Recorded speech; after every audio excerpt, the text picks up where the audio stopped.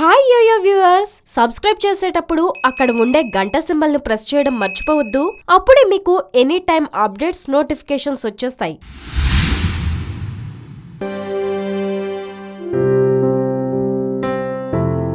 ఎండమావులే తప్ప నీటి జాడలేని రాజస్థాన్ ఎడారిలో ఓ చోట ఇప్పుడు 10 అడుగులు తవ్వితే చాలు నీరు ఉబికి వస్తుంది. కరువు ప్రాంతాన్ని సస్యశ్యామలం చేయాలన్న సంకల్ప బలానికి తోడుగా నిపుణుడైన తెలుగు వ్యక్తి ప్రణాళిక కార్యాచరణ కలిసి వచ్చింది. ఫలితంగా ఎడారి నేల ఇప్పుడు సస్యశ్యామలమవుతోంది.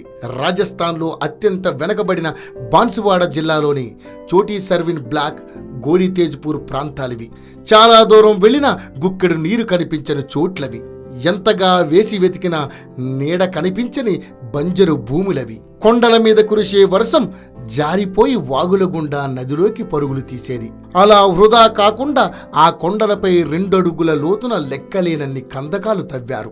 ఫలితం అక్కడ పరిసర రూపురేఖలు మారిపోయి నీటి చెమ్మ వారి మనసుకి కాస్తంత చల్లదనాన్ని పంచుతోంది. ఇప్పుడు ఇంటి నీరు ఇంటి వద్దే, పంట నీరు పొలం వద్దే అన్న నినాదంతో నీటి సంరక్షణ కార్యక్రమం మొదలుపెట్టింది.